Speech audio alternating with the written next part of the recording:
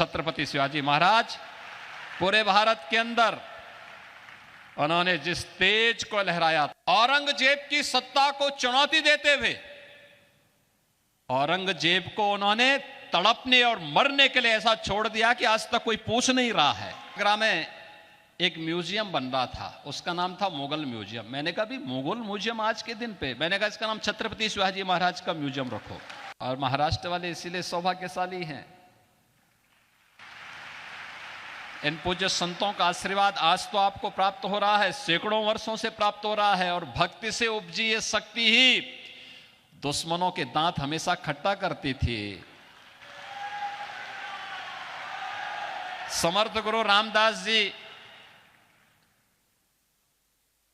छत्रपति शिवाजी महाराज को यहीं से पैदा करते हैं। और छत्रपति शिवाजी महाराज पूरे भारत के अंदर उन्होंने जिस तेज को लहराया था,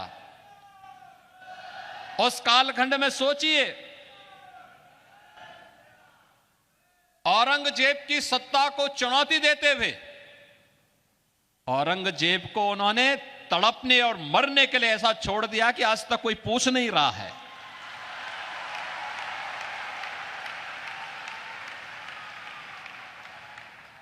यह अद्भुत शौर्य और पराक्रम की धरती है। इसलिए है क्योंकि पूज्य संतों का सानिध्य प्राप्त हुआ, उनकी कृपा हमेशा यहां पे बरसती है।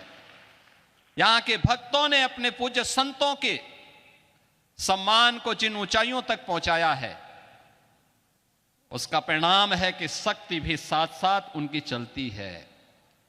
और यह शक्ति का अद्भुत संगम छत्रपति शिवाजी महाराज के रूप में महाराष्ट्र के माध्यम से हम सबको देखने को मिलती है।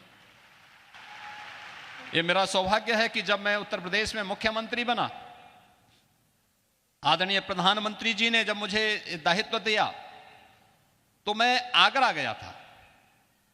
तो आगरा में एक म्यूजियम बन रहा था, उसका नाम था मुगल म्यूजियम। मैंने कहा भी मुगल म्यूजियम आज के दिन पे, मैंने कहा इसका नाम छत्रपति शिवाजी महाराज का म्यूजियम रखो।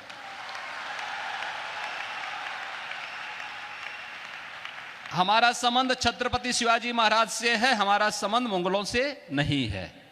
और इसलिए छत्रपति शिवाजी महाराज के नाम पर जाना जाएगा ये म्यूजियम। और छत्रपति शिवाजी महाराज की स्मृतियों को वहां पर सजोने का कार्य पूरी भव्यता के साथ आज हम लोग उसको आगे बढ़ाने का काम कर रहे हैं।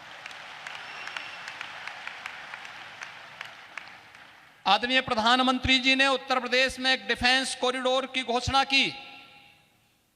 यह डिफेंस कॉरिडोर भी छत्रपति शिवाजी महाराज को ही समर्पित है।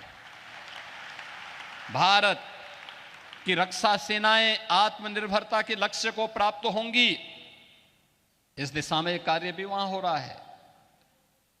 तो यहां पे तो शक्तियां भी जुड़ रही हैं और पूज्य संतों के माध्यम से भी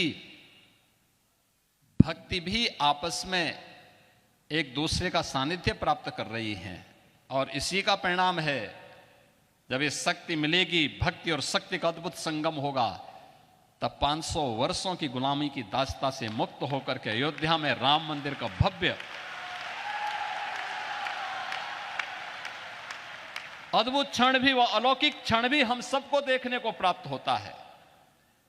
हमारे पूज्य संतजन मंच पर भी बैठे हैं, सामने भी बैठे हैं। इनके सानिध्य में प्रधानमंत्री मोदी जी के कर कमलों से, उनके परम पुरुषार्थ से 22 जनवरी 2024 की जो तिथि हम सबको अयोध्या धाम में देखने को मिली थी, अद्भुत है।